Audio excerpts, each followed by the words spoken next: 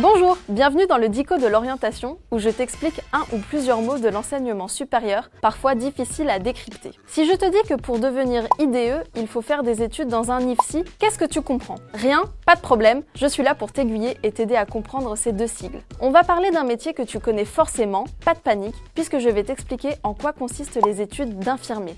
Et oui, IDE, c'est le sigle d'infirmier diplômé d'État. Et pour obtenir ce diplôme, il faut nécessairement faire ses études dans un IFSI, un institut de formation en soins infirmiers. Les IFSI dépendent des ministères de la Santé et de l'Enseignement supérieur. Il en existe 350 aujourd'hui. Pour intégrer un IFSI, les candidats doivent formuler un vœu sur Parcoursup.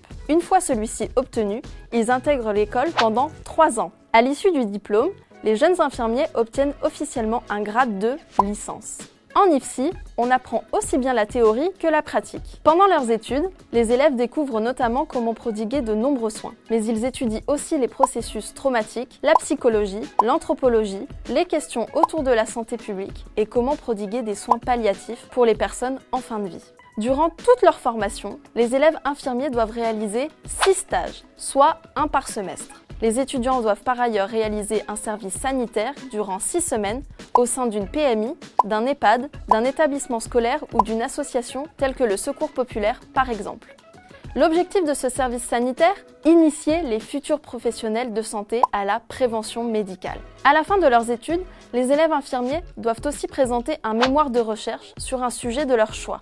Cette vidéo touche à sa fin. Si tu te questionnes sur d'autres mots de l'enseignement supérieur, n'hésite pas à nous envoyer un message sur nos réseaux sociaux pour que nous puissions y répondre dans un prochain Dico de l'orientation. Salut!